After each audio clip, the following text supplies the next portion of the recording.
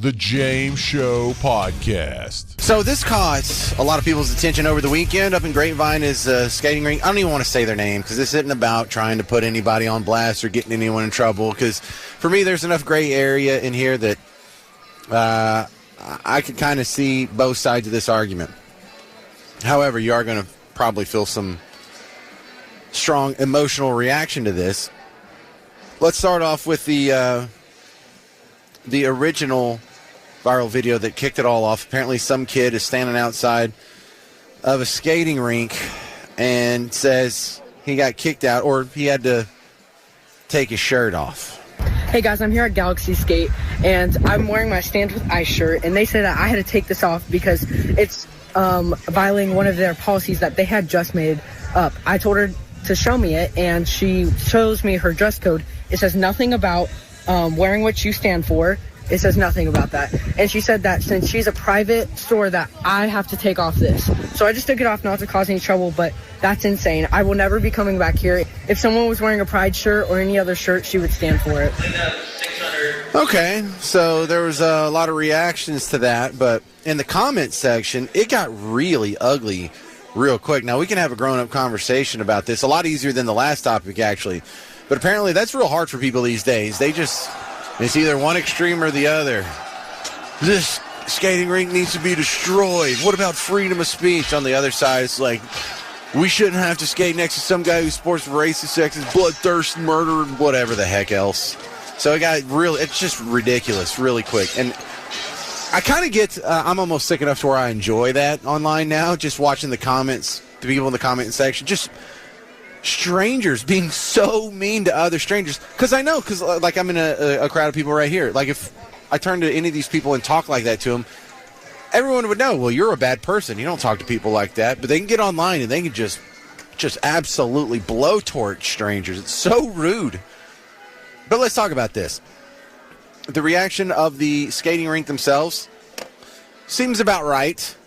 Doesn't sound like they ran it through like a whole lot of lawyer speak or anything in here.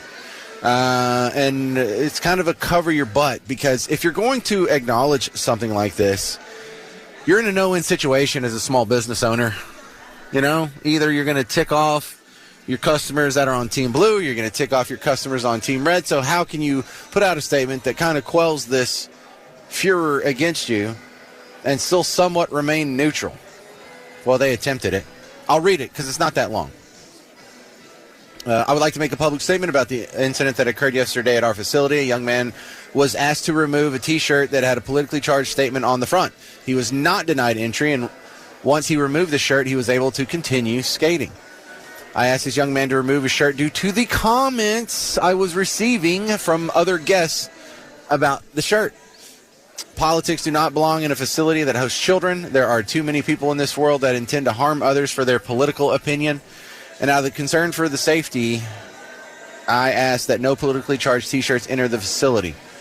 I can guarantee that if the shirt represented the opposite view, I would have asked the young man to remove the statement as well. This is a place of fun and joy, not indoctrination.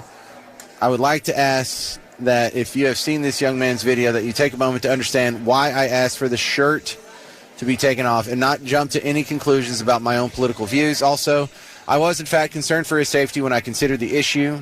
A skating rink is not a place for politics. Neutrality for the sake of safety of children is allowed, because I cannot control the people who come into the facility with their anger or their own opposition. Thank you for your attention. You buy that? I think you kind of have to, because we don't have any sort of scope that can read the inside of somebody's heart. But some of the verbiage in there kind of lets you know that the lady who wrote this sounds like she's pretty dedicated lefty. She's trying to tiptoe in the middle of it because she doesn't want to. She wants the complaints to stop, and she doesn't like. That's got to be scary. This is her livelihood. This is how she pays her bills, and you have a bunch of people online saying, "I'm never going to go there again. They hate this country and they're mean to kids and whatever." But if she comes out and stands with them, then she's going to have the other half for customers. Poor thing. She is just really in no man's land here. But as far as the situation goes, I think the real problem here is the person that complained. Now, that's if someone really did complain. if the owner just saw this or the manager saw this on their own and they're like, I hate that shirt, I'm going to tell him that he needs to take it off or leave, and then someone confronts you about it, you'd be like, yeah, I was getting complaints from customers. That's the ticket. So they may be lying about that. I got it. But let's just go ahead and go with the story as it's written. If there was someone who complained, multiple people complained, the problem is with them. He wasn't wearing anything vulgar. He wasn't wearing anything with the F word on it or a boobie on it. There was no nudity. So what's going on here? A pro-ICE supporting your law enforcement is now such a political hot button that it endangers the safety of the person wearing it? See, that's another problem I have with this sort of both sides. Well, I'm just against all political. I'm just here for the safety. Well, there's no safety issue no matter what shirt you wear that has an anti-Team Red message on it. You don't have to worry about roving bands of upset Republican voters interrupting your church service or beating you up at a skating rink. So really, if we do have a problem with political violence in this current iteration of our society, sure the hell it isn't coming from Team Red. Did you see some of the other protests that were going on this weekend? Jake Lang, who's a pretty despicable person from Florida, he goes up and he tries to get into one of these protests, and he ends up getting knocked out and stabbed. Great. That's not a good look for you guys. But has any perceived member of Team Blue ever gotten knocked out and stabbed because they went into a crowd of rabid right-wingers? And I don't mean this year, and I don't mean in the last 5 years. I mean ever in your entire life. Maybe even going back to the Tyrannosaurus Rex, has that ever happened? So no, there's not really a politically charged T-shirt in a skating rink facility that is going to cause Team Red to go rabid, to go feral.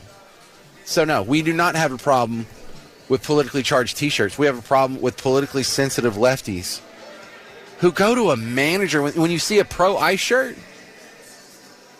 Again, I know for some people this sounds as whataboutism, but when Barack Obama was deporting millions of people and ICE was going into homes and doing raids and putting kids in cages and separating families, would you have gotten kicked out of the skating rink or any skating rink for wearing a pro-ICE shirt? No. That was enough for some people to say, I cannot stand skating on the same rink as someone who's wearing a pro-ICE shirt. And so they went and complained to the management. Management asked him to remove the shirt. He removed the shirt. He got to continue skating. And then when he got out, he posted this video. Hey guys, I'm here at Galaxy Skate, and I'm wearing my Stand With ICE shirt, and they said that I had to take this off because it's violating one of their policies that they had just made up. I told her to show me it, and she shows me her dress code. It says nothing about wearing what you stand for. It says nothing about that. And she said that since she's a private store that I have to take off this. So I just took it off not to cause any trouble, but that's insane. I will never be coming back here. If someone was wearing a Pride shirt or any other shirt, she would stand for it. Now, this is always a fun topic to have because there is a little bit of gray area here. Because, if there is another skating rink that's exactly next door to this one, and they're half price, and they don't care if you wear a pro-ICE shirt, then certainly you should never go to that first skating rink again. But if there's not another skating rink within driving distance, then you should really, that should change the math on whether or not you go to that skating rink again. Now, we know we live in a metropolitan area of 8 million people, so there's plenty of skating rinks you could go to. But there's all kinds of little variables in here on whether or not you should boycott a company that generally disagrees with you. Now, generally speaking, I have a hard time with boycotts. I almost enjoy the fact that I am more interested in the profit motive and doing business and exchanging goods and services than I am about concerning myself with the ideology of the person on the other side of the transaction. And that's probably a pretty good deal here, because if we didn't do that, there would be a lot of things that we accomplish in the modern world that would cease to being accomplished. I like to use Milton Friedman, the famed economist, legendary economist, and his allegory of the pencil to explain just how business can bring us together, should bring us together. It shouldn't be a wedge to drive us apart. It really is just the jerks who complain. But here's Milton Friedman explaining the pencil. There's not a single person in the world who could make this pencil. Remarkable statement? Not at all. The wood from which it's made for all I know, comes from a tree that was cut down in the state of Washington. To cut down that tree, it took a saw. To make the saw, it took steel. To make the steel, it took iron ore. This black center, we call it lead, but it's really graphite, compressed graphite. I'm not sure where it comes from, but I think it comes from some mines in South America. This red top up here, the eraser, bit of rubber, probably comes from Malaya, where the rubber tree isn't even native. It was imported from South America by some businessmen with the help of the British government. This brass ferrule, I haven't the slightest idea where it came from, or the yellow paint, or the paint that made the black lines, or the glue that holds it together. Literally thousands of people cooperated to make this pencil. People who don't speak the same language, who practice different religions, who might hate one another if they ever met. When you go down to the store and buy this pencil, you are in effect trading a few minutes of your time for a few seconds of the time of all those thousands of people. What brought them together and induced them to cooperate to make this pencil? There was no commissar sending out orders from some central office. It was a magic of the price system, the impersonal operation of prices that brought them together and got them to cooperate to make this pencil so that you could have it for a trifling sum. That is why the operation of the free market is so essential, not only to promote productive efficiency, but even more, to foster harmony and peace among the peoples of the world. So now we go back to the math here. When is the boycott worth it? Because I don't want to live in an absolute where I say I never boycott anyone under any circumstances ever. But it's got to be really hard. I've joked about on this show that I would do an endorsement for JamesParkersAnIdiot.com. You know, I don't have to agree with you to do business with you. In fact, I bet you if you go digging, there's a lot of people you do business with on a regular basis that you downright loathe their politics and they downright loathe yours. But thank God we don't inject that into every single one of our transactions. Hang on. Before I buy this Dr. Pepper, is the bottler a Trump supporter? Is the guy who gets the royalties from the formula a Trump supporter? Does he like Kamala Harris? It's got to be terrible to live your life like that. But I will admit that there is a line that people can cross. You know, I can totally understand why if you're a Jewish citizen of America, you don't want to go spend your money with the guy that is sending money to Hamas, you know, or the people that are leading protests against you. There's a cutoff there, but I think my cutoff's a lot more lenient than most people, and I think that's because of my fealty to free market capitalism. I like the fact that the people who probably harvested the rubber that makes up the eraser on the end of your pencil would kill you if they had the chance. Yet they made your life better, and you made their life better through what? Economics, free market capitalism. So I think these are self-correcting mechanisms too. Maybe you just caught the owner on a bad day. Maybe she just spent the last week being worked up by Rachel Maddow and whoever else she sees on M. Snow or whatever. Maybe if she does this enough, she'll go out of business. She'll put herself out of business. Maybe if she does this enough people will leave her skating rink and they'll go to what? We got to have a pro-Trump skating rink now, just so we don't get persecuted. Anyway, I love these conversations here, but now I'm asking you, where's your cutoff? Is there anyone you actually boycott? I hear a lot of people boycotting Disney. Had a bunch of Christians boycotting Disney because they're pedophiles. Now I have some of my left-wing friends that are boycotting Disney because they fired Kathleen whatever. They're making fun of her on South Park is where I saw it. I get half my news from South Park now. But no, I have one of my friends canceled his Disney Plus subscription or his Paramount subscription because Barry Weiss is in charge of the CBS News now. It's like, dude, who cares? You're way too deep in politics if you let it interrupt your streaming options. But whatever. 800-288-9227. What have you boycotted around town? Is there something I need to be doing boycotts? Because I don't boycott anything, really. Partially because I'm too lazy. If someone was wearing a Pride shirt or any other shirt, she would stand for it.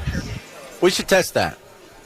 My friend Brandon said that he would get his nails done, put on a wig and a dress, show up in a Pride shirt, see if that works, see if anything happens, see if he gets turned away then. Go ahead, Brandon. That'd be pretty funny. Brandon's like 6'7", too. No. Oh, my God. I didn't do that on purpose, y'all. Don't. Kids are listening, so yeah, I did the thing. Hey, look, you did the thing, yeah. To the phones we go. John in Austin, you're on WBAP. What do you think, John? My opinion has nothing to do with political points, but on the subject of boycotting. Just boycotts in general? Cool. Yeah, I think a lot of people boycott, restaurants that they've had poor experiences with. I think that's probably the most common form of boycotting. There's restaurants that I won't go to, either for a poor experience or a bad experience with one of the managers or servers or something like that. I just think, people do boycott things, maybe not always for political reasons. So what happened so bad that you boycotted a business before, John? Actually, there's a couple that I don't frequent anymore. Just one. I'm not going to name the restaurants, but I had one that just the food was terrible, the service was terrible. I complained to the manager, and he just kind of blew me off. Said, "Okay, I'll never come back." Man, that's so tough. Had another experience. I was actually a restaurant manager in my career, and I went through a hiring process with a company, not to be named, and had a real bad experience with them. No details, but so I don't frequent that restaurant anymore. Yeah, boy, from the time I spent in the restaurant industry, what a brutal, cutthroat industry it is. And it's so sad to see, like, these people go out and they get a little bit of money, or they take the inheritance they get from their parents and they just sink it all into this little cafe, and this is their dream, and they open it and nobody cares. Nobody comes in, nobody knows, nobody wants to know. No one gives a rip. They're all living their own lives. And, and that's one of the reasons why, we stay in business in radio and broadcasting, is because if you don't tell people about your business, nobody is just going to naturally care about it. But restaurants were even more brutal than that. If you could pierce the veil of indifference and actually get some regular customers to even try it out, then you could give them 30 good meals and 30 good experiences. And if the 31st time they had a bad experience, you'll never see them again. No, unfortunately, that's true. But I think most of the mom and pop businesses are much more well run than your big corporate restaurant chains. Sure. I frequent those much more often. Yeah, I'm sure there's exceptions to that rule, but generally speaking, I totally agree with that, John. And I worked for one big chain, and then I worked for two mom and pop restaurants, and it was a vastly different experience. It also, thank you very much for your call, John in Austin. It also bothers me how quick some people are to do these boycotts. And it also bothers me how I'm not even sure if they do the boycott as much as they like to turn the phone on themselves and tell everybody on TikTok and Instagram how they are boycotting. It's turned into like this big sort of anti-business virtue signal that very performative. It's the people that turn the camera on themselves and have a mental breakdown. They're like, I think I need to document my mental breakdown for the whole world to see. Andy in Burleson, you're next up on WBAP. What do you think, Andy? Hey, James, I boycott Starbucks because they were one of the first woke businesses that I was informed about. And also, the skating rink proprietor should have just come back and said that I don't consider supporting law enforcement as political. Simple as that. Yeah. Andy, were you a big Starbucks customer before they went woke? Yeah, you bet. I didn't go every day, but I went, if I went by one and I was desired for coffee, yeah, I'd pull in there, but I don't anymore. Yeah, I have such a hard time with boycotts because, like, I think Sam Walton agreed with me and you politically, but he's long gone, and I don't think his kids do. So what am I supposed to do, not go to Walmart? I can't live without Walmart, Andy. I can't either, but if they... You can live without Starbucks. If they come up with a bunch of woke crap, I will. I hear you. All right. Well, that would be a pretty big line for me to cross, but it exists. There could be an event that would turn me off Walmart, but it would have to be huge. Thank you very much, Andy in Burleson. Let's go to Ken in Waco. Ken, hello, you're on James. WBAP. Hey, Ken. Excellent. This is to the boycott point. Yeah. People who are endorsing boycotts based on social, political beliefs, if you have investments in a 401k, IRA, Roth IRA, etc., look at what you're investing in. You might not agree with all of them.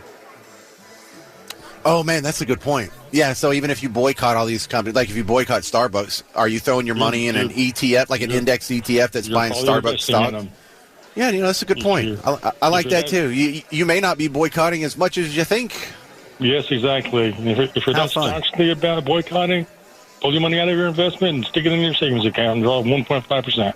All right, so you sound like me. You're not a big fan of boycotts, just generally speaking. Is there anybody you boycott? Not intentionally. Not intentionally? So you might maybe an accidental boycott out there? Yeah. All right. Well, I guess that can happen. Thank you very much, Ken in Waco. The James Show Podcast.